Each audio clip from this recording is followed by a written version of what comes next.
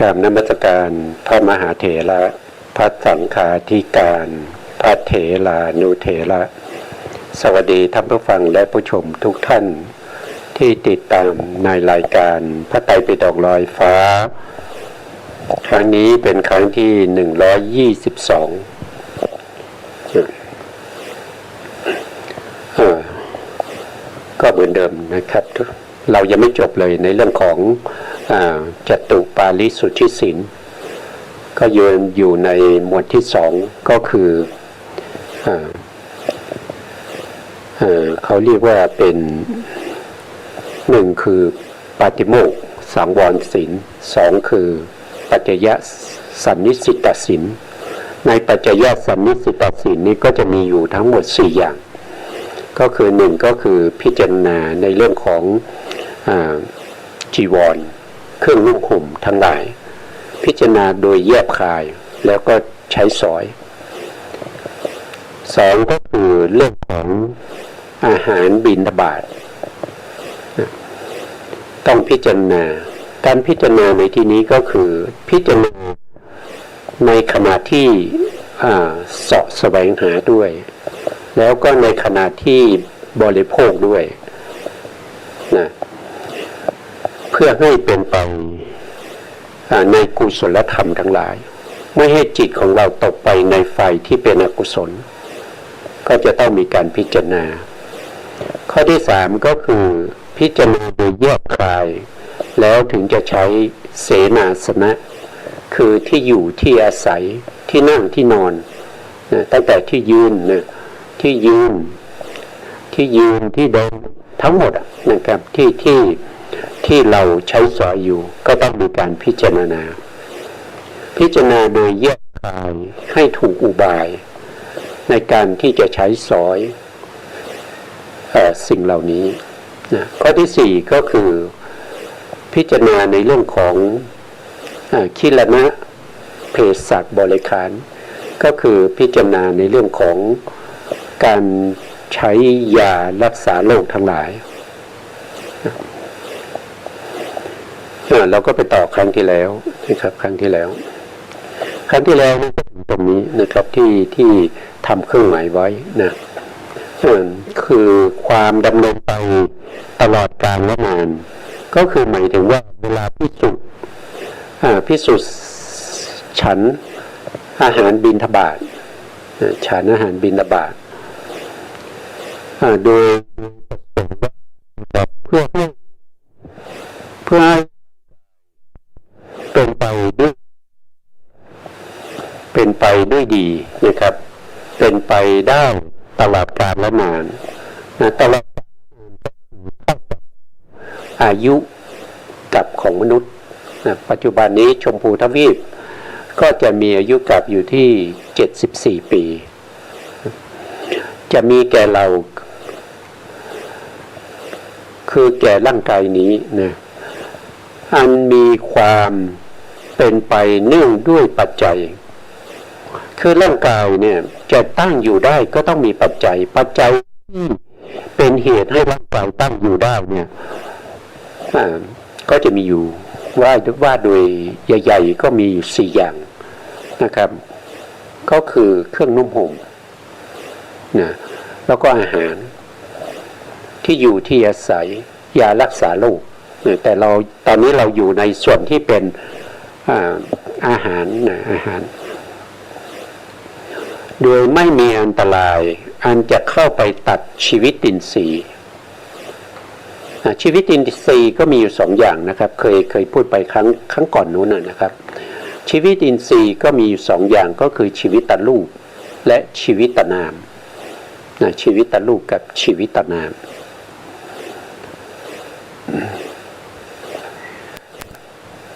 ชีวิตตรูปนี้ก็คือเขาจะอยู่ในรูปกลาบรูปกลาบไม่ว่าจะเป็นรูปกลาบที่เกิดจากกรรมรูปกลาบที่เกิดจากกรรมก็จะมีชีวิตตรูปชีวิตตรูปอย่างเช่นกลาบที่ชื่อว่าชีวิตนวกกลาบก็จะมีอวินิโพครูป8แล้วก็มีชีวิตด้วย นะก็จะมีชีวิตอยู่ในรูปกะลานั้นด้วยนะนั่นก็เป็นชีวิตตรูปแต่ชีวิตอีกอันหนึ่งก็จะเป็นชีวิตตนามก็เป็นเจตสิกนะครับก็เป็นชีวิตตินทรีย์นั่นเองเป็นเจตสิกเป็นสัพพะจิตตสาธารณเจตสิกจะเกิดร่วมกับจิตทุกๆดวงไม่ว่าจิตดวงไหนเกิดขึ้นก็ต้องมีชีวิตตินทรีย์นะครับไม่ว่าจะเป็นจักขูวิญญาณโสตวิญญาณคานวิญญาณชิวหาวิญญาณกายวิญญาณหรือว่าจะเป็นมโนธาตุหรือเป็นมโนวิญญาณธาตุก็ตามเวลาเกิดขึ้นก็จะมีชีวิตตินทรีย์เกิดร่วมด้วยเสมอจะขาดชีวิตตินทรีย์ไม่ได้ถ้าขาดชีวิตตินทรีย์ความเป็นไปของนามนั้นเป็นไปไม่ได้นะครับก็คือหมายถึงว่าขาดไปก็คือต้องดับไปแล้วก็ถ้าชีวิตอินทรีย์ไม่เกิดนามนั้นก็จะไม่เกิดอีกนามนั้นก็จะไม่เกิดก็เช่นเดียวกับชีวิตตรูปชีวิตตรูปเมื่อถูกทำลายไปชีวิตตรูปไม่เกิดอีกรูปนั้นก็ตั้งอยู่ไม่ได้ทั้งรูปทั้งนามก็อาศัยซึ่งกันและกันไม่ว่าชีวิตตรูปหรือชีวิตตนามอาศัยซึ่งกันและกันในปัญจโวการภูมินี้ก็คือปัญจโวการภูมิก็คือภูมิที่มีขันธ์ห้ามีรูปขันธ์มีเวทนาขันธ์สัญญาขันธ์สังขารขันธ์และวิญญาณขันธ์ต้องอาศัยรูปและนามเราไม่ได้เกิดอยู่ในเอกโวการภูมิเราไม่ได้มีรูปอย่างเดียวนะครับเรามีจิตด้วยเรามีนามธรรมด้วยมีจิตมีเจตสิกด้วยเราไม่ได้เกิดเป็นจตุโวการภูมิจตุโวการภูมิก็มีแต่นามรูปไม่มีก็จะมีเฉพาะเวทนาขันธ์สัญญาขันธ์สังขารขันธ์แล้วก็วิญญาณขันธ์เราไม่ได้อยู่ในภพภูมิเหล่านั้นเพราะฉะนั้นเราต้องอาศัยทั้งรูปและนามนี่ก็เป็นเรื่องของชีวิตอินทรีย์หรือตัดทอนอิริยาบถเพราะการฉันพอประมาณอย่างนี้ ก็คือว่าการพิจารณาในการที่จะฉันอาหารเราไม่ได้ฉันเพราะเล่นนะครับฉันไปด้วยเล่นไปด้วยนะครับฉันไปด้วยดูมือถือไปด้วยเล่นเกมไปด้วยเราไม่ได้เป็นอย่างนั้นนะแล้วเราก็ไม่ได้ฉันแล้วก็รีบฉันให้อิ่มแล้วก็จะไปเล่นเหมือนเด็กๆนะครับก็ไม่ได้เป็นอย่างนั้นเราฉันเพื่อให้กายนี้ตั้งอยู่ได้เราไม่ได้ฉันเพราะว่าความเมามันเพื่อให้เกิดพลังทางกายเราไม่ได้ฉันอย่างนั้นแต่เราฉันไปเพื่อให้กายนี้ตั้งอยู่ได้เพื่อจะเอาไปประพฤติปฏิบัติพรหมจรรย์เจริญวิปัสสนาเจริญสมถะวิปัสสนาให้ได้คุณธรรมชั้นสูงขึ้นไปเราไม่ได้ฉันเพราะว่าเพื่อจะตกแต่งร่างกายเราไม่ได้ฉันเพราะว่าเราจะประดับเราไม่ได้ฉันเพราะว่าเราจะประดับทำให้รูปร่างสวยงามเพื่อจะไปฟ้อนรำหรือว่าจะไปเล่นละครหรือว่าจะไปแสดงภาพยนตร์ภิกษุเราไม่ได้เป็นอย่างนั้นเพราะฉะนั้นเราก็ฉันให้พอประมาณก็แต่ละท่านก็ไม่เหมือนกันก็ขึ้นอยู่กับเพาะของแต่ละคนบางคนอาจจะกระเพาะใหญ่กระเพาะเล็กนะครับก็ให้ฉันด้วยพิจารณาถึงโภชเนมตัญญูตาคือฉันให้พอดีนะครับไม่มากเกินไปไม่ต้องฉันจนลุกไม่ขึ้นนะครับต้องฉุดมือนะครับหรือว่าจะต้องให้กามาจิกกินหรือว่าจะกินมากเกินไปจนไม่สบายต้องคายออกสำลอกออกอย่างนั้นก็ไม่ใช่ไหมครับเราฉันเพราะว่า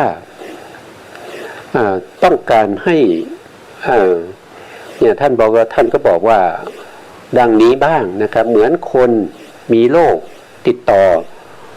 รับประทานยาอันเป็นปัจจัยแก่โรคก็คือการฉันเนี่ยความหิวก็เป็นโรคอย่างหนึ่งนะครับเราต้องฉันอย่างพระภิกษุนี้ก็ต้อง บางรูปเขาก็ฉันแค่มื้อเดียวนะครับ แต่บางรูปก็ฉัน2 มื้อ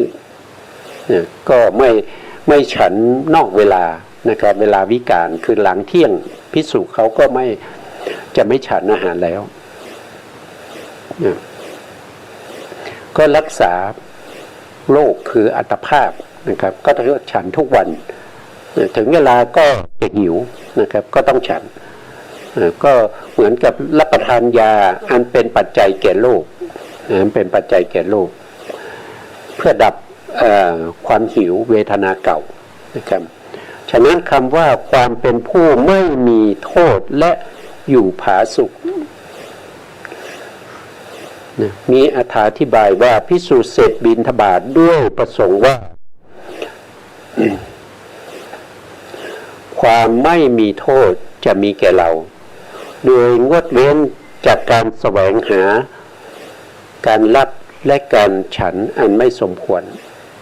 อันนี้คือท่านพิจารณาตั้งแต่เวลาออกบิณฑบาตเวลาแสวงหาอาหาร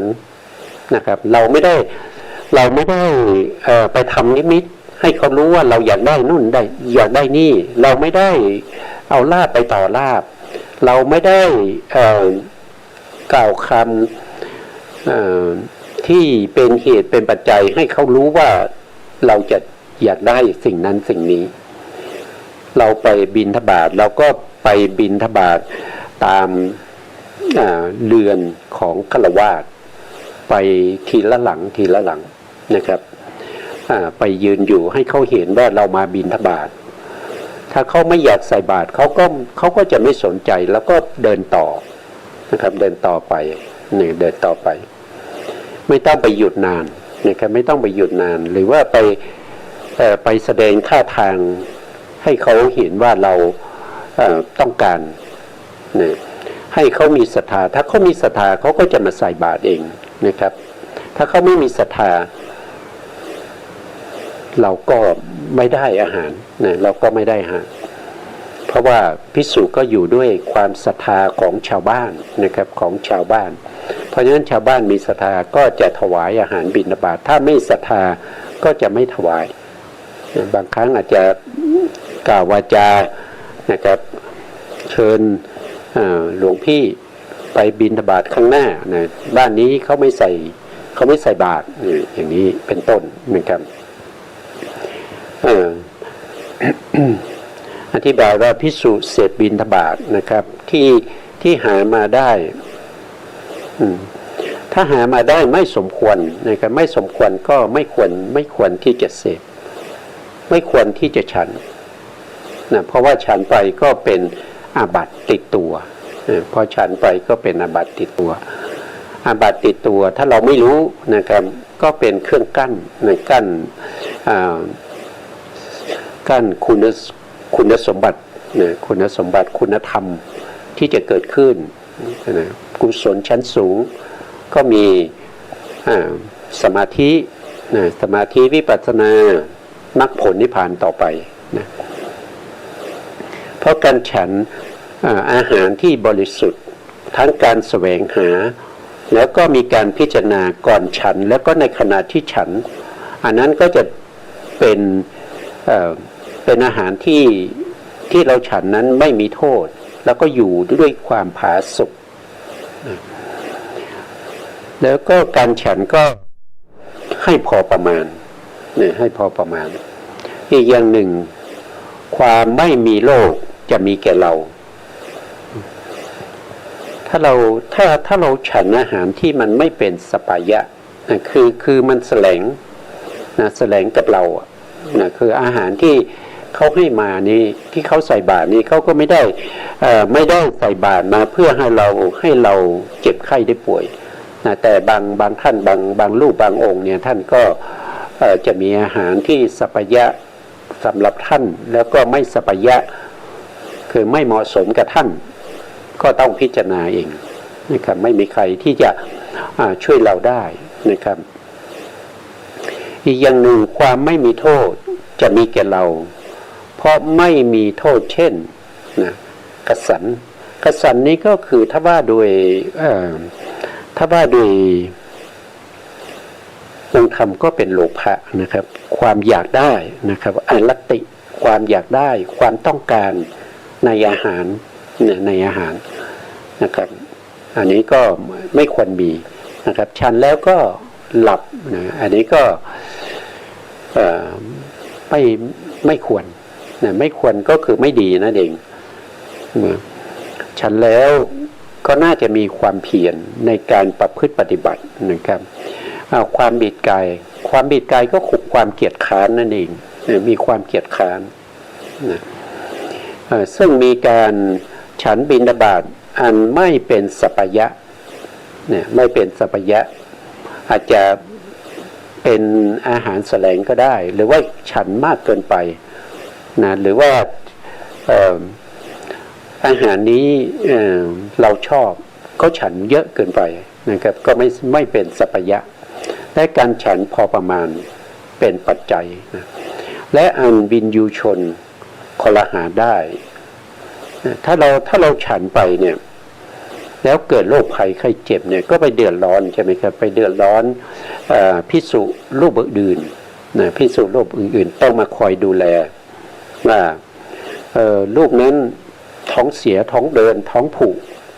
เป็นอย่างนั้นอย่างนี้นะครับก็จะได้รับคำคอลหาว่าลูกนี้เป็นอย่างเนี้ยนะเวลาฉันไม่พิจารณาฉันมากเกินไปนะครับฉันแน่นเกินไปอาหารไม่ย่อยนะมันก็จะถูกคอลหาคือลูกนี้เป็นอย่างนี้ประจำนะชาวบ้านก็เกิดความเสื่อมศรัทธาความผาสุกจะมีแก่เราด้วยความบังเกิดแห่งกำลังกายเพราะมีการฉันบิณฑบาตอันเป็นสัพพยะและการฉันพอประมาณเป็นปัจจัยอีกอย่างหนึ่งความไม่มีโทษเพราะละเสียซึ่งความสุขในการนอนนะความคือฉันแล้วเนี่ยเราไม่ได้ฉันอาหารเพื่อจะไปเอนหลังหรือไปนอนนะครับหรือว่าความสุขในการเอกขณิกไปนั่งสบายอารมณ์นะไม่ใช่อย่างนั้นฉันอาหารไปเหมือนกับพระภิกษุนะเห็นพระภิกษุรูปหนึ่งในสมัยไหนจำไม่ได้นะครับพระภิกษุรูปนั้นเนี่ยท่านเป็นภิกษุประจำตระกูลของคุณยายคุณยายก็มีลูกสาวอยู่คนหนึ่งแล้วพระภิกษุนี้ก็ไปบิณฑบาตที่บ้านนี้เป็นประจำแล้วเพราะบ้านนี้เขาได้นิมนต์ไว้นะครับให้มารับอาหารทุกวันภิกษุนี้ก็ไปตอนเช้าก็ไปออกไป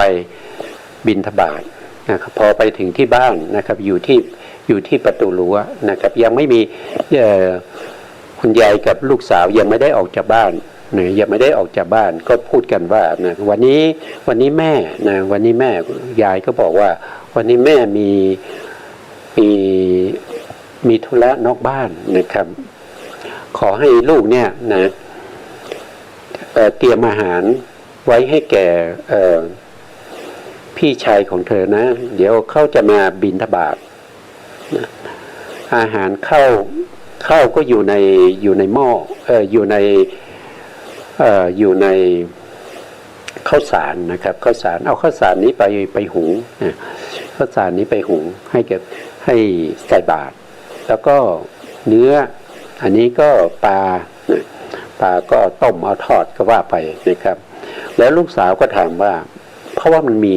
ไม่มากข้าวก็มีนิดเดียวนะข้าวสารก็มีนิดเดียว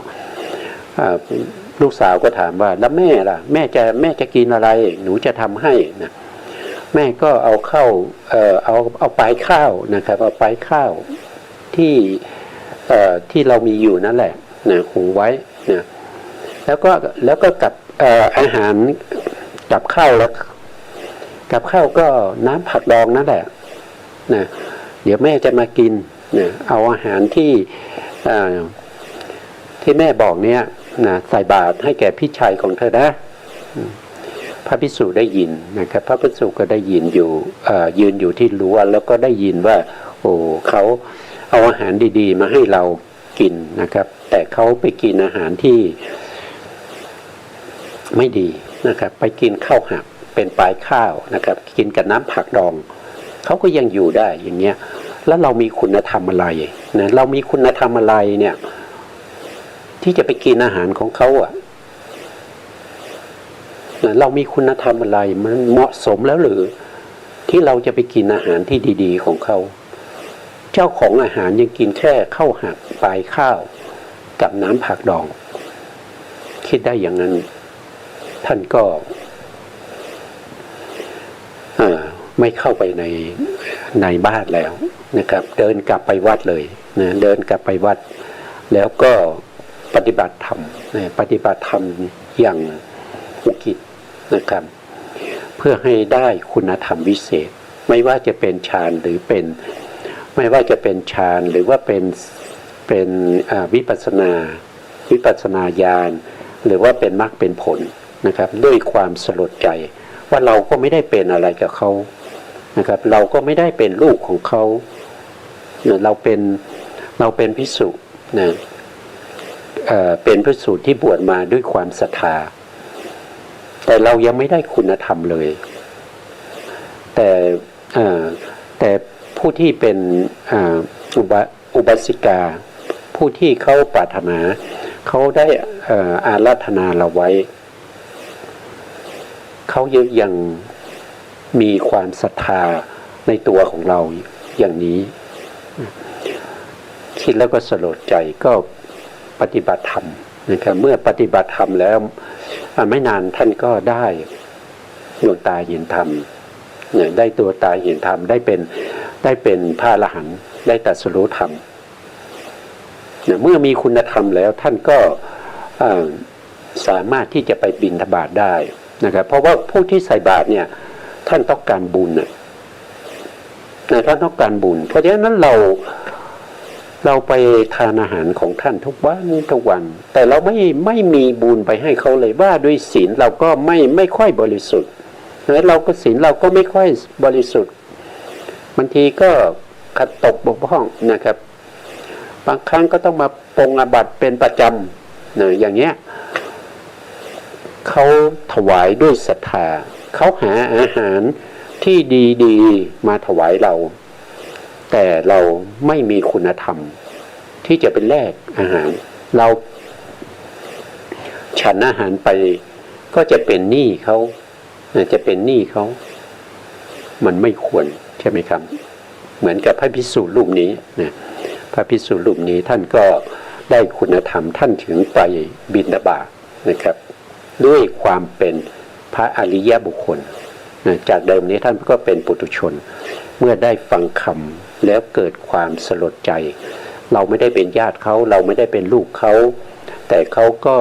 ดูแลเราอย่างดีก็เลย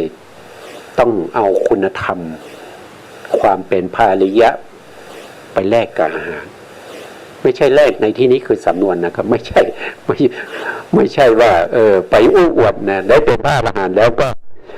คิดที่จะไปอู้อวดว่าเรามีคุณธรรมเราได้เป็นพระอรหันต์อันนี้ก็เป็นอาบัตินะถึงแม้ว่าเราจะเป็นพระโสดาบันหรือว่าเราจะได้เป็นพระอรหันต์นี่ครับเราก็ไปบอกเขาว่าเราได้เป็นพระอรหันต์นะที่ท่านถวายอาหารบิณฑบาตเนี่ยก็เหมาะสมแล้วนะครับถวายแก่ผู้ที่มีศีลบริสุทธิ์นะครับเป็นถึงพระอรหันต์ถ้าทำอย่างนี้เนี่ยเป็นอาบัตินะไม่ได้เป็นปาราชิกเพราะว่าคุณธรรมมีแต่ผู้ที่มีคุณธรรมระดับตั้งแต่โสดาบันขึ้นไปนะท่านจะไม่ทำอย่างนี้นะโสดาบันเนี่ยท่านละได้ละทิฏฐิได้ใช่ไหมครับละวิจิกิจฉาได้แล้วก็ละความตณีมัจฉริยะได้แล้วก็ละกุกุจจะได้ท่านละได้เพราะฉะนั้นท่านจะไม่มีแล้วก็ศีลของท่านนี้จะบริสุทธิ์นะแม้กระทั่ง แม้กระทั่งว่าวันนี้โสดาบันเนี่ยพูดถึงโสดาบันนะตั้งแต่โสดาบันขึ้นไปในศีลบริสุทธิ์คือถ้าโสดาบันเนี่ยถึงแม้จะอดอาหารจะตายอยู่แล้วนะจะตายอยู่แล้วอาหารก็มีอยู่แต่ไม่มีคนประเคนเนี่ยไม่มีใครมาประเคนอาหารเนี่ยท่านยอมตายนะท่านยอมตายเพราะว่าท่านจะไม่ฉันอาหารที่ไม่มีคนประเคนไม่มีคนไม่มีสามเณรหรือว่าไม่มีฆราวาสที่จะมาประเคนอาหารท่านก็ยอมอดท่านยอมตายถือว่าบางทีเนี่ยเขาให้พระเขาให้โสดาบันเนี่ยดื่มสุรานะครับเขาก็มีดจ่อคอนะครับแล้วหรือว่าถือปืนจะยิงถ้าไม่ดื่มก็จะยิงให้ตายถ้าไม่ดื่มก็จะฟันให้ตายท่านยอมตายนะครับท่านยอมตายท่านจะไม่ดื่มสุรานะครับหรือบางครั้งเนี่ยจับพระโสดาบันมัดไว้นะครับแล้วก็ช่วยกันนะครับง้างปากออกมานะแล้วก็สุราเทเข้าไปนะครับด้วยศีลของท่านเนี่ยท่านเป็นโสดาบันเนี่ยด้วยศีลบริสุทธิ์เนี่ยสุราที่เข้าไปในลำคอเนี่ยด้วยอำนาจของศีลนะสุรานั้นจะกลายเป็นน้ำเลยจะเชื่อหรือไม่ท่านก็พิสูจน์เองได้นะครับท่านก็ปฏิบัติให้เป็นพระโสดาบันนะครับก็สามารถที่จะพิสูจน์สิ่งเหล่านี้ได้นะครับโสดาบันนี้เขาละทิฏฐินะครับเขาละทิฏฐิได้นะเขาละทิฏฐิคือความเห็นผิดนะความเห็นผิดสามัญทั่วไปก็คือเขาเรียกว่าสักกายทิฏฐินะสักกายทิฏฐิคือทิฏฐิทุกอย่างนี้ท่านละได้หมดนะครับก็พูดถึงว่าสักกายทิฏฐิมันเป็นทิฏฐิเบื้องต้นที่ทำให้เกิดทิฏฐิอื่นๆก็คือหมายถึงว่าถึงแม้ว่าสักกายทิฏฐิเนี่ยมันไม่ยังไงมีโทษไม่มากนะมีโทษไม่มากแต่เป็นรากฐานให้เกิดทิฏฐิอื่นๆไม่ว่าจะเป็นนิยตามิจฉาทิฏฐิ62นะทิฏฐิอื่นๆเนี่ยเกิดจากสักกายทิฏฐิทั้งหมดนะกับใดที่เรายังมีสักกายทิฏฐิเนี่ยทิฏฐิอื่นๆเนี่ยมันก็จะต้องมีตามมาโสดาบันนี่เขาละทิฏฐิได้นะครับทิฏฐิได้อย่างสมุจเฉทเลยเพราะจิตที่เกิดร่วมกับทิฏฐินี้โสดาบันจะไม่มีนะครับอย่างเช่นโลภะทิฏฐิคตะสัมปยุตเนี่ยโสดาบันจะไม่มีได้อย่างสมุจเฉทนะแล้วจากนั้นเขายังละความริษยาความอิจฉาได้นะครับเรียกว่าอิสสานะอิสสาแล้วก็ละมัจฉริยะได้ด้วยมัจฉริยะคือความตณีเขาไม่มีความตณีนะเพราะนั้นพระพุทธเจ้านะครับทรงบัญญัตินะครับไม่ให้ไปขอบุคคลที่เป็นโสดาบันขึ้นไปในท่านสมัยพุทธกาลนี่ห้ามนะครับห้ามไปขอไม่ว่าจะไปขออะไรก็ตามไปขอยาขออะไรก็พระพุทธองค์ห้ามนะครับนอกจากเข้ามาถวายเองโดยเราไม่ได้ไปทำนิมิตเครื่องหมายไม่ได้ไปพูดเลาะเล่นไม่ได้ไปแสดงนิมิตให้เขารู้ไม่ได้ไปต่อลาภเอาลาภไปต่อลาภให้เขารู้เขามาถวายเองนี่รับได้แต่ห้ามไปแสดงหรือพูดจาเลาะเล่นเรียบเคียงไม่ได้ถ้าเป็นโสดาบันนะคือเขาไม่มีความตณีต้องการอะไรเขาให้หมดนะครับแล้วเขาไม่มีกุกุจจะคือความรำคาญใจในอกุศลที่ทำไปแล้วหรือว่าในกุศลที่ยังไม่ได้ทำเขาไม่มีนะโสดาบันนี้จะไม่มีนะแล้วก็ความลังเลสงสัยคือวิจิกิจฉาก็ไม่มีแก่โสดาบันนะถ้าว่าโดยเจตสิกเนี่ยท่านละด้วยความเป็นสมุจเฉทเนี่ยไปถึง5ดวงด้วยกันนะครับก็คือทิฏฐิ1นะอิสสา2มัจฉริยะ3กุกุจจะอีก1ก็เป็น4แล้วก็วิจิกิจฉาอีก1ก็เป็น5 จิตที่ท่านละไปก็จะมี5ดวงเช่นเดียวกันนะครับก็คือทิฏฐิคตะสัมปยุตตจิต4ดวงอันนี้เป็นโลภะทั้ง4ดวงนะครับแล้วก็เป็นละโมหะมูลจิตอีก1ดวงนั่นก็คือวิจิกิจฉาสัมปยุตอันนี้เป็นคุณสมบัติของพระโสดาบันนะครับเพราะได้อย่าพูดถึงพระสกทาคามีอนาคามีแล้วก็พระอรหันต์เลยนะครับเพราะว่าคุณธรรมสูงกว่าพระโสดาบันอยู่แล้วนะแล้วก็มาต่อนะครับถึงไหนแล้วนะความผาสุกจะถูกคอลหานะครับเมื่อกี้นะครับก็คือทานมากเกินไปแล้วก็เกิดความไม่ผาสุกนะครับอาจจะท้องเสียนะครับปวดท้องนะครับหรือว่าเป็นลมเป็นลมอะไรพวกนี้ที่เกี่ยวกับเรื่องของอาหารเนี่ยถ้าใครรู้เขาก็จะตำหนินะเขาก็จะคอลหานินทาได้เราไม่ได้ฉันเพื่อให้เขามาคอลหานินทาเราฉันไปเพื่อความผาสุกนะด้วยความบังเกิดแห่งกำลังกายเพราะมีการฉันบิณฑบาตอันเป็นสัพยะนะก็คืออาหารที่ถูกกับเรานะครับไม่ใช่อาหารแสลงนะครับไม่ถูกกับสุขภาพของเราเพราะว่าอาหารเนี่ยมันก็เป็นอาหารที่ดีนะครับแต่ว่าบางท่านอาจจะทานไม่ได้นะบางท่านอาจจะทานอาหารเย็นๆไม่ได้นะบางท่านอาจจะทานอาหารที่เผ็ดหน่อยไม่ได้หรือว่าบางท่านอาจจะทานอาหารที่เปรี้ยวไม่ได้อย่างเงี้ย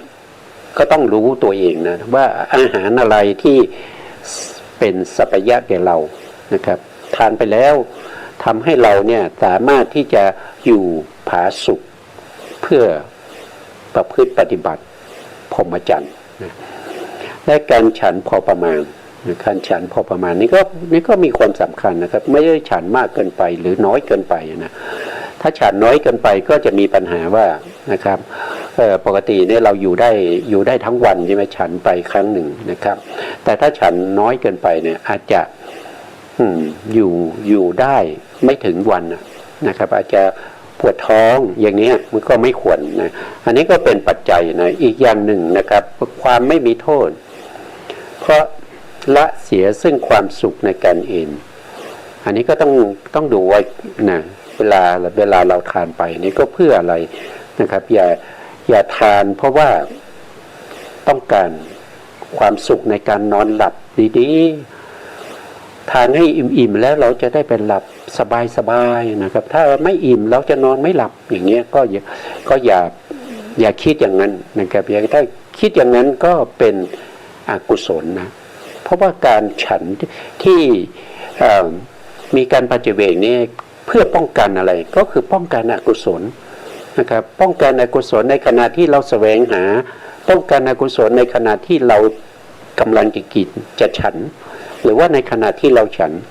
นะครับเราป้องกันอกุศลไม่ให้โลภะโทสะโมหะนี่มาอาศัยนะมาอาศัยอาหารนะมาอาศัยอาหารแล้วก็ทำให้เรามีจิตใจที่เป็นอกุศลธรรมนะไม่ควรอันนี้ก็ท่านก็อธิบายไว้นะต่อไปนะครับความผาสุกเพราะยังความประกอบด้วยอิริยาบถทั้งสี่ก็คือเวลาทานไปแล้วนี่ก็ต้องมีการบริหารอิริยาบถทั้งสี่มีการยืนเดินนั่งนอนให้พอประมาณก็คือหมายถึงว่าบริหารให้อิริยาบถนั้นเป็นไปได้ด้วยดีแต่อิริยาบถที่เป็นไปได้ด้วยดีนั้นจะต้องเกิดจากฐานของอิริยาบถอะไรเป็นฐานของอิริยาบถก็คือจิตเนี่ยก็คือจิตที่ทำให้เกิดการยืนนะเพราะว่าเวลาจิตเนี่ยเป็นเหตุเป็นปัจจัยให้เกิดรูปนะครับจิตที่เป็นเหตุเป็นปัจจัยให้เกิดรูปทั้งหมดเนี่ยมีอยู่75ดวงด้วยกันนะครับ75ดวงนี้เขาจะทำหน้าที่ให้เกิดเขาเรียกว่าจิตตชรูปประเภทที่เป็นสามัญเช่น การหายใจเข้าออกอันนี้เป็นจิตตชรูปสามัญการหายใจเข้าออกการเต้นของชีพจรการเต้นของหัวใจการสูบฉีดเลือดที่ไปเลี้ยงส่วนต่างๆพวกนี้เกี่ยวกับเรื่องของจิตตชรูปที่เป็นสามัญจิตตชรูปสามัญแล้วก็ยังมีจิตตชรูปประเภทที่ทำให้เกิดการพูดการร้องเพลงจิตตชรูปประเภทที่ทำให้เกิดการยิ้มหัวเราะจิตตชรูปประเภทที่ทำให้เกิดอิริยาบถย่อยเช่นคูแขนเหยียดแขนนะครับเดี๋ยวซ้ายแลขวากระพริบหน้ายักคิ้วพวกนี้เป็นจิตตชรูปเนี่ยถ้าไม่มีจิตตชรูปจะทำสิ่งเหล่านี้ไม่ได้แล้วก็อิริยาบถใหญ่มีการยืนการเดินการนั่งการนอนแล้วก็อิริยาบถใหญ่ตั้งมั่นก็คืออย่างเรานั่งสมาธิเนี่ยนะครับหรือว่ายืนสมาธิพวกนี้ก็เป็นจิตตชรูปอิริยาบถใหญ่ตั้งมั่นก็เกิดจากจิตทั้งหมดถ้าจิตของเราเป็นอกุศลอิริยาบถเหล่านี้ก็เป็นไปด้วยฐานของอกุศลจิตเมื่ออกุศลจิตเป็นเหตุเป็นปัจจัยให้เกิดอิริยาบถเหล่านี้ก็เป็นไปด้วยเขาเรียกว่าเป็นกายทุจริตเนี่ยเป็นไปในกายทุจริตไม่ว่าจะยืนจะเดินจะนั่งก็เป็นกายทุจริตเพราะเหตุของเขาก็คืออกุศลชวนะที่เป็นปัจจัยให้เกิดอิริยาบถนั้นอิริยาบถทั้งสี่นะท่านจริงๆแล้วอิริยาบถถ้าเราได้ไปศึกษาในเรื่องของสติปัฏฐานสี่ในโอกาสข้างหน้านะครับก็จะมีอยู่7ฐานด้วยกันนะครับมีอยู่7อย่างด้วยกันนะ7อย่างก็คือ1ก็คือการก้าวไปข้างหน้าถอยไปข้างหลังเนี่ยก็เป็นอันนี้คือเป็นฐานที่1นะเป็นฐานที่1ฐานที่2ก็คือการคูแขนเหยียบแขนนะครับอะไรพวกนี้นะอันนี้ก็เกี่ยวกับเรื่องของอิริยาบถแล้วก็มีการเดี๋ยวซ้ายแลขวามองดูนะอันนี้ก็เป็นอิริยาบถเหมือนกันแล้วก็มีการสวมใส่เนี่ยสวมใส่ห่มจีวรสวมใส่เสื้อผ้าทรงบาตรแล้วก็ยังมีกินดื่มพูดนิ่งลิ้มรสอะไรพวกนี้แล้วก็มีเข้าห้องน้ำถ่ายหนักถ่ายเบามีอิริยาบถยืนเดินนั่งนอนอีกก็เราจะได้ศึกษากันต่อไปในสติปัฏฐานสี่ในสัมปัชชัยยปภะนะครับอันนั้นเราค่อยไปศึกษากันตรงนั้นอีกทีหนึ่งนะให้ถึงพร้อมจะมีแก่เราด้วยฉันนี่เป็นท่านบอกว่านะครับถ้าจะอยู่ผาสุกเนี่ยเราต้องรู้ประมาณคือหมายความว่าเราฉันอาหารไปเนี่ยเรากินข้าวหรือว่าจะทานอาหารไปก็ให้ทานไปเนี่ยให้รู้ประมาณนะครับรู้ประมาณว่าเราจะอิ่มแล้วนะครับอีก 4-5 คำเนี่ยก็จะอิ่มนะท่านบอกว่าถ้ารู้ว่าอีก 4-5 คำนี้จะอิ่มก็ให้หยุดเลยอย่าฉันต่ออย่ากินต่ออย่ารับประทานต่อนะครับให้ดื่มน้ำนะดื่มน้ำตามไปทดแทนอันนี้คือจะทำให้เราอยู่ผาสุกนะครับจะทำให้เราอยู่ผาสุกได้แต่ถ้าเราทานจนอิ่มเนี่ยเราก็จะไปหลับไปนอนไปเอนไป นั่งเอกเนกหรือว่าจะไปหรือว่าลุกไม่ขึ้นนะครับลุกไม่ขึ้นต้องให้คนนั้นคนนี้มาฉุดขึ้นนะครับหรือว่าจะกินมากเกินไปจนจะอ้วกอย่างนี้นะครับอย่างกับพราหมณ์5 คนที่ได้พูดมานะครับเพราะฉะนั้นอันนี้ก็เราต้องหยุดนะครับต้องหยุดฉันเสียเมื่อ 4-5 คำจะอิ่มและดื่มน้ำแทนครับเป็นการเพียงพอเพื่อความผาสุกแห่งภิกษุผู้มีตนส่งไปผู้มีตนส่งไปไหนนะครับก็คือส่งไปในคุณธรรมทั้งหลายนะครับส่งไปในเรื่องของสมาธินะครับปฐมฌานทุติยฌานตติยฌานหรือว่าส่งไปในวิปัสสนาญาณส่งไปในมรรคผลนิพพาน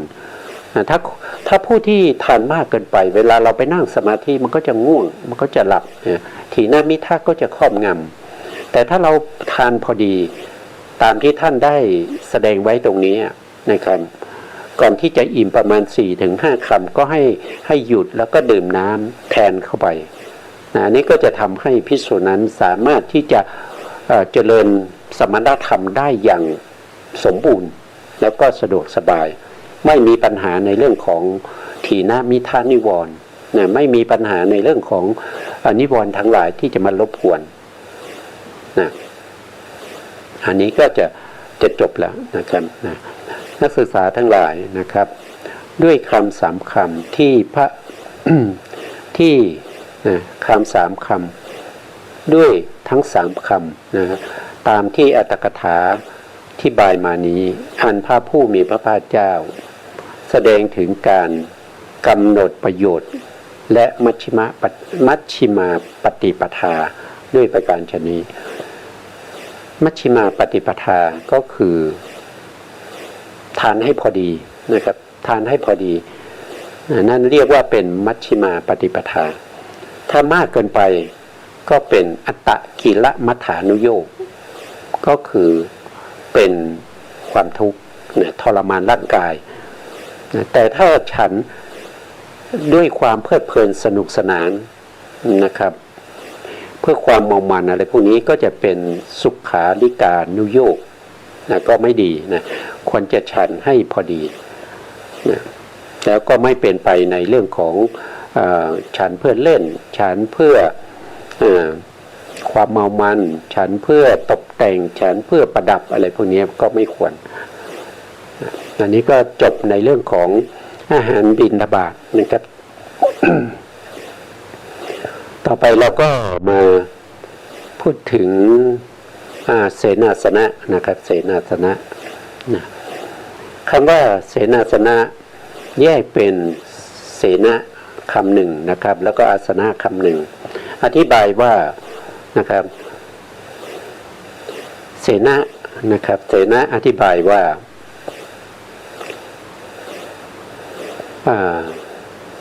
ที่นอนนะครับแล้วก็อาสนะก็คือที่นั่งนะครับเสนาเนี่ยแปลว่าที่นอนนะแล้วก็อาสนะก็แปลว่าที่นั่งที่นั่งเพราะฉะนั้นเราอยู่ที่ไหนก็ตามไม่ว่าเราจะนั่งเราจะนอนก็ต้องมีการปัจเจเวกนะปัจเจเวกโดยแยบคายพิจารณาโดยแยบคายให้ถูกอุบายแล้วถึงจะนั่งถึงจะนอน ถ้าเราไม่พิจารณาอย่างนั้นเนี่ยก็เหมือนกับเรื่องของอาหารแล้วก็เสื้อผ้านะครับจิตเราจะเป็นอกุศลนะครับพระพุทธองค์กำหนดไว้ให้เรารักษาสิ่งเหล่านี้เพราะว่ากุศลจิตนั่นเองนะครับการกระทำเหล่านี้เป็นเบื้องบาทเป็นเบื้องต้นเป็นพื้นฐานให้เราได้คุณธรรมชั้นสูงถ้าเราไม่ทำเนี่ยจิตของเราก็เป็นอกุศลไม่ได้รองรับสมาธินะไม่ได้รองรับฌานไม่ได้รองรับวิปัสสนาสองคำนั้นท่านรวมเข้าเป็นคำเดียวกันแล้วจึงกล่าวว่าเสนาสนะก็แปลว่าที่นอนที่นั่ง นะเสนะนะแปลว่าที่นอนที่นั่งนะครับตามที่ท่านแสดงไว้ตรงนี้นะครับคำว่าเพื่อบรรเทาอันตรายคือฤดูและอันนี้เราไม่ได้เอาข้อความมาให้ดูนะครับจริงๆแล้วก็จะมีข้อความอยู่นะครับข้อความอยู่ว่าไตรนาทนะเนี่ยมันเป็นยังไงเดี๋ยวผมขออนุญาตนิดหนึ่งนะครับเอาการพิจารณาไม่ได้เตรียมไว้เนี่ยมันหายาก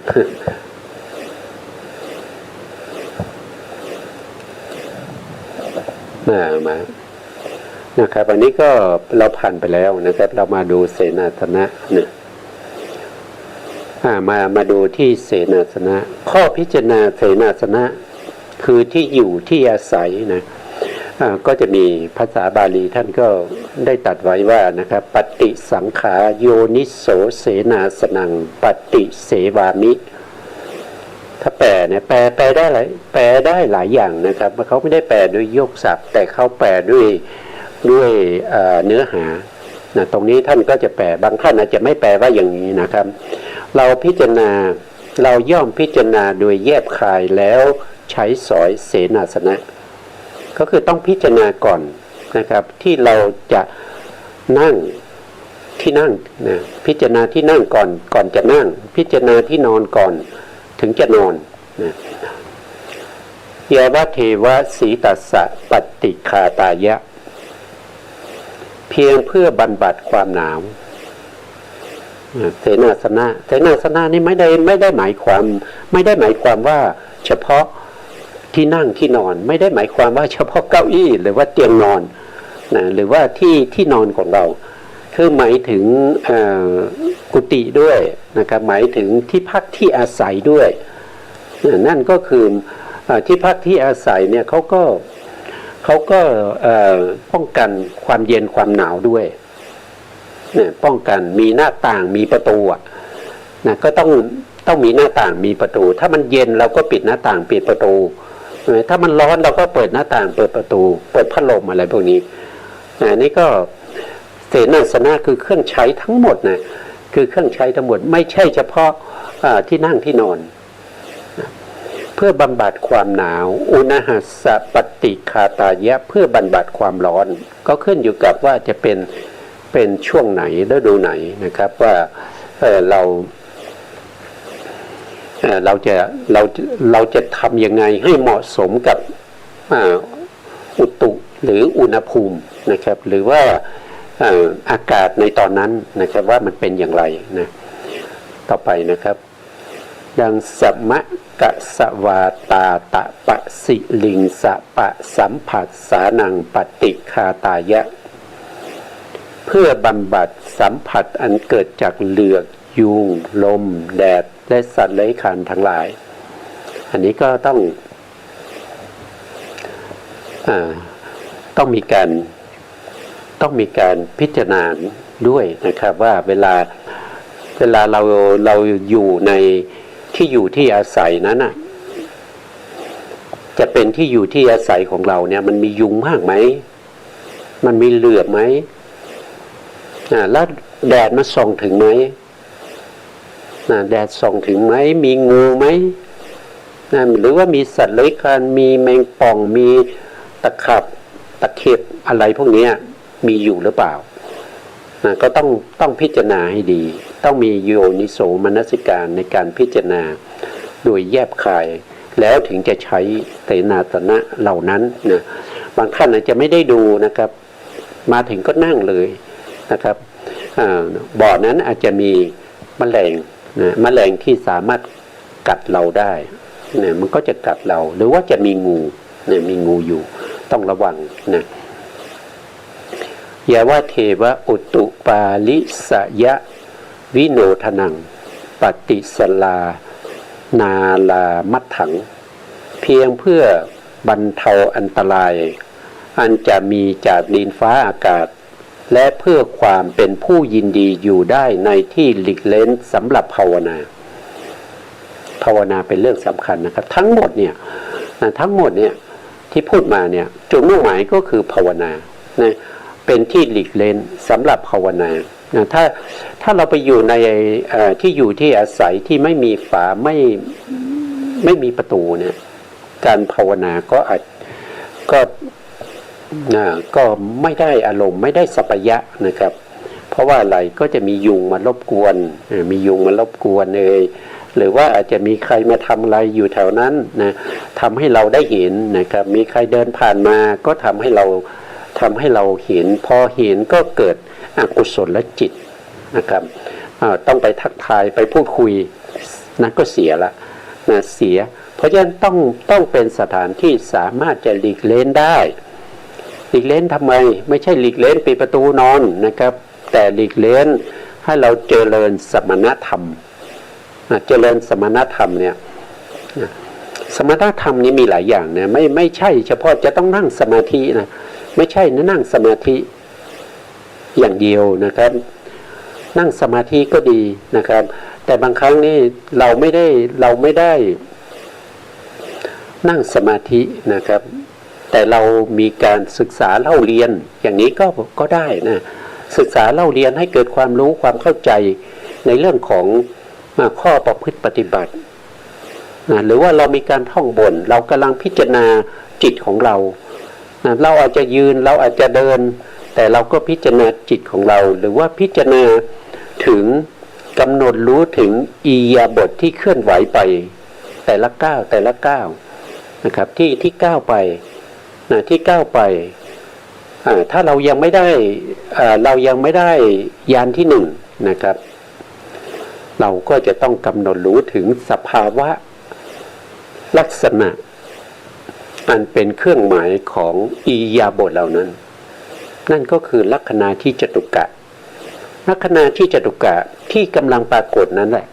ที่จะเป็นอารมณ์ให้แก่จิตของเราในขณะที่เรากำลัง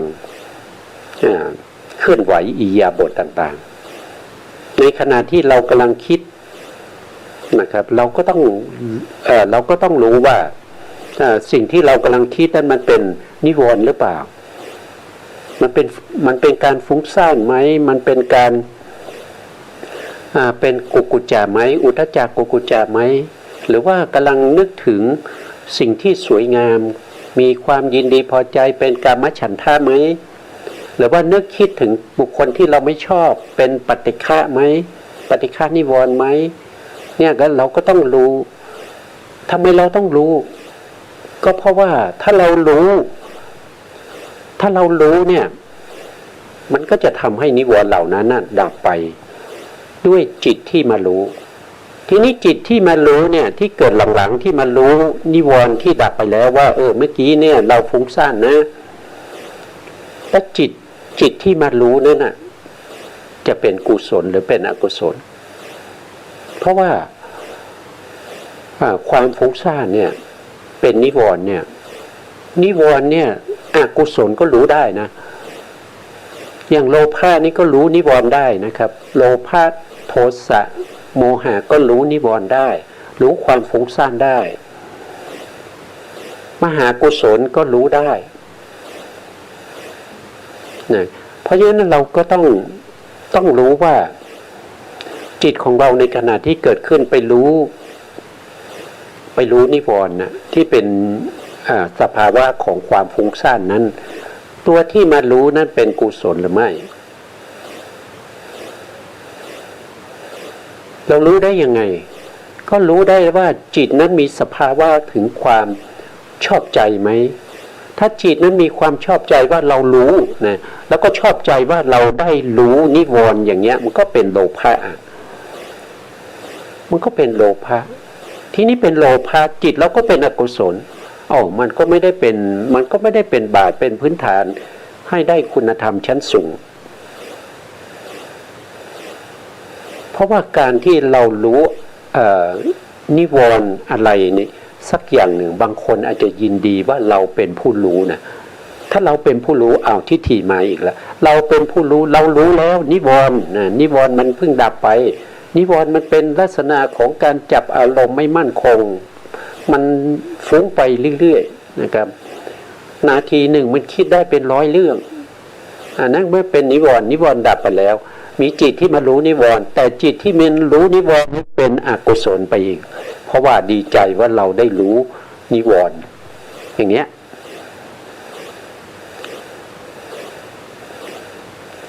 ถ้าจิตนั้นที่มารู้เนี่ยรู้ด้วยลักษณะของนิวรณ์ว่านิวรณ์นี่มันเป็นลักษณะของสภาวธรรมที่ไม่มั่นคงในอารมณ์เป็นอารมณ์ที่เปลี่ยนไปเรื่อยๆนะครับถ้าเรารู้อย่างนี้เนี่ยก็น่าจะเป็นมหากุศลพอเป็นมหากุศลเนี่ยเรายังไม่รู้ว่ามหากุศลของเราเนี่ยจะมีปัญญาไหมเพราะว่ามหากุศลมีทั้งญาณวิปยุตแล้วก็มีทั้งสัมปยุตด้วยส่วนมากก็จะมีมหากุศลนะครับที่รู้คืออะไรก็คือตัวสติเนี่ยจะประกอบกับมหากุศลแต่มหากุศลนั้นมีทั้งที่เป็นญาณสัมปยุตแล้วก็วิปยุตนะครับท่านจะรู้ยังไงเราก็คงจะต้องมาต่อในครั้งหน้านะครับเพราะวันนี้เวลาเราหมดนะทุกท่านนี้ขอกราบขอบพระคุณพระครูสมุทรวิสุวัฒน์วรกิจโจผู้อำนวยการสถานีวิทยุเพื่อการศึกษาพระพุทธศาสนาและวัฒนธรรม FM 104.5 เมกะเฮิรตซ์วัดฝายหินจังหวัดเชียงใหม่และขอกราบขอบพระคุณพระครูปริยัติยานุศาสตร์ขอบคุณท่านผู้ฟังและผู้ชมทุกท่านที่ติดตามรายการพระไตรปิฎกลอยฟ้าพบกันใหม่ในโอกาสต่อไปครับวันนี้ลาไปก่อนครับสวัสดีครับ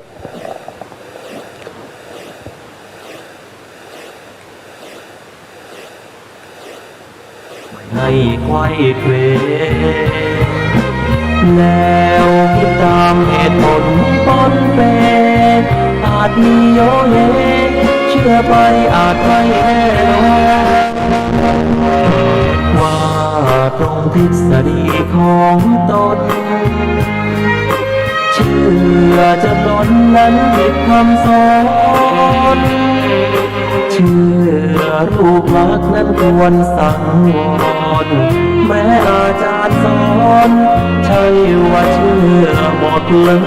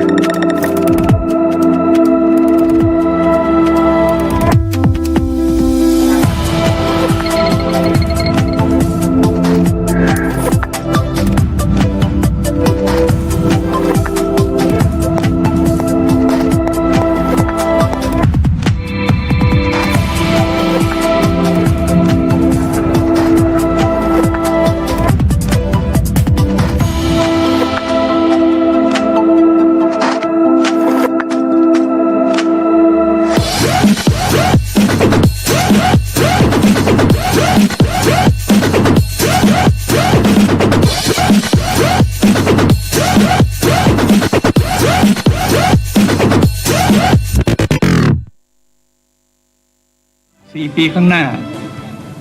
จะเป็นยุคแห่งการเปลี่ยนแปลงและการปฏิรูปทุกรูปแบบเพื่อนำประเทศไทยให้หลุดพ้นจากวิกฤตและวางรากฐานสำหรับอนาคตของลูกหลานเราผมจะไม่ยอมทำหน้าที่เป็นเพียงผู้นำตามกฎหมายเท่านั้นผมจะขอเป็นผู้นำที่นำแห่งการเปลี่ยนแปลงมาสู่ประเทศไทยเพื่อประเทศไทยที่ดีขึ้นเหนื่อยล้ามากี่หนต้องอดทนดิ้นรนฟันฝ่าความทุกข์ทับถมมาฉันก็ยังเดินก้าวไปยังคงหวังยังคงฝันขอบฟ้านั้นแม้ไกลเพียงใดบนทางที่ฝันใฝ่มีหัวใจยืนหยัดเพื่อเธอฉันจะทำทุกอย่างสร้างเส้นทางความหวังและจะเป็นเหมือนพลังเคียงข้างกันเพื่อเธอเพื่อไทยว่าจะมีคืนวันที่สวยงามวันที่ความฝันกลายเป็นจริงต้องเผชิญความน้ำมากมายไม่สิ้นแต่ชีวิตก็ยังคงงดง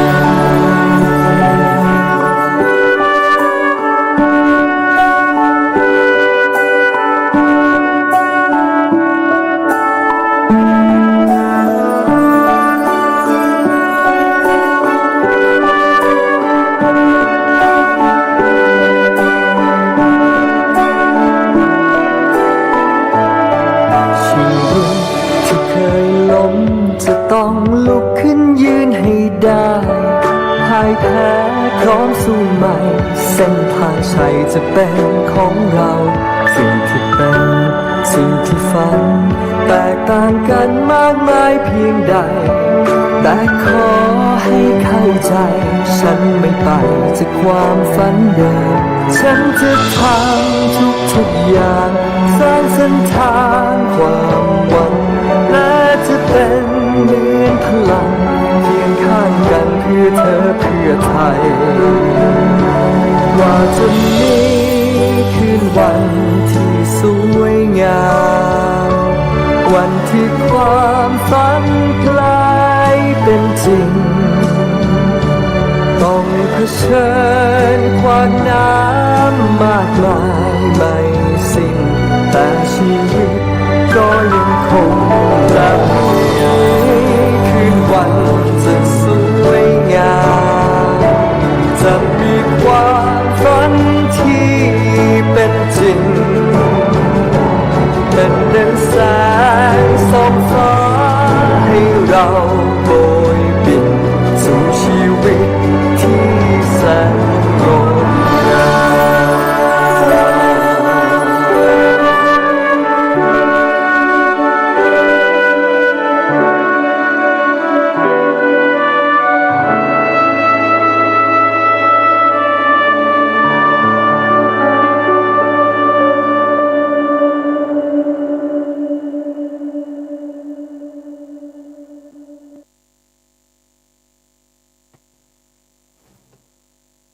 สวัสดีครับขอต้อนรับสู่ Care Talk และ Care Clubhouse ครั้งที่ 19 นะครับวันนี้เราอาจจะยังไม่ได้รับฟังเสียงกันผ่าน Clubhouse นะครับเนื่องจากว่าขณะนี้นั้น Clubhouse มีปัญหาครับถ้าเกิดมีสัญญาณของ Clubhouse เข้าไปในระบบได้เมื่อไหร่เราก็จะถ่ายทอดสัญญาณเสียงเข้าไปทันทีเพราะฉะนั้นในวันนี้นะครับเราอยากจะชวนทุกท่าน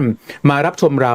ผ่านช่องทางไม่ว่าจะเป็น Facebook YouTube ของกลุ่ม Care Media Partner ของเราวันนี้มีทั้ง Voice TV นะครับทั้ง Facebook YouTube ของ Voice TV แล้วก็มี Facebook ของทางข่าวสดด้วยนะครับสามารถที่จะมารับชมกันได้นะครับส่วนคำถามนะครับวันนี้ถ้าใน Clubhouse ถามไม่ได้นะครับก็ต้องเรียนว่าอยากจะให้ทุกท่านนั้นพิมพ์คอมเมนต์เข้าไปนะครับอาจจะใน Facebook ก็ได้ YouTube ของทั้ง Care ทั้งข่าวสดทั้ง Voice TV นะครับเราจะมีทีมงานคอยดูอยู่ข้างหลังครับแล้วก็เลือกคำถามที่ท่านถามขึ้นมาคุยกับคุณโทนี่นะครับวันนี้2 ชั่วโมงกว่าเราจะคุยกับคุณโทนี่แบบ ครบถ้วนรอบด้าน อย่างที่เราได้พาดหัวไปนะครับว่าวันนี้เราใช้ชื่อว่าวันนี้ประยุทธ์พรุ่งนี้ใคร เพราะมีคำถามมากมายนะครับว่าประชาชนคนไทยกำลังเผชิญกับอะไรอยู่ ไม่ว่าจะเป็นปัญหาเศรษฐกิจตกต่ำปัญหาโรคระบาดหนี้สินท่วมตัวนะครับ